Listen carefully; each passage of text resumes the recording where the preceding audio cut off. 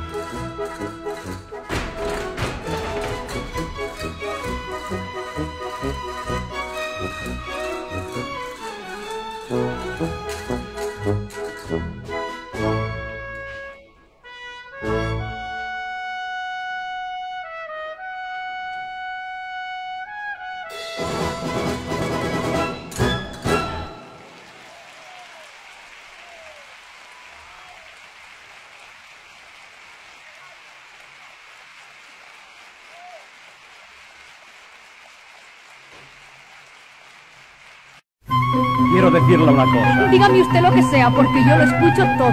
¿Todo? Lo que no me ofenda. Antes que ofenderla yo, que se me caiga la lengua. Si yo. ¿Qué? Si yo. Termine, ¿le dan miedo? No lo crea. Lo que tengo que decirla, se lo digo por las buenas. Hace tiempo que vengo al taller y no sé a qué vengo. Eso es muy alarmante.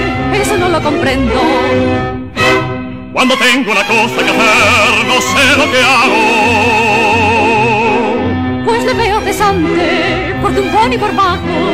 En todas partes te veo. Y casi siempre en mi puerta. Me tiene loco ese cuerpo. Retecer un cal que nació en Chamberí con la gracia tal de Madrid.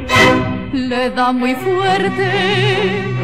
Hasta la muerte de quererte. Y a ver si mi amor es firme y fuerte. Si no me engaño, sus palabras me hablan de un cariño sincero. Muy sincero, 50. Chulo. Guapa. Castizo. Cuando Dios te echó al mundo, qué faena me hizo. Cariño, lo que yo siento, la vida ya habrá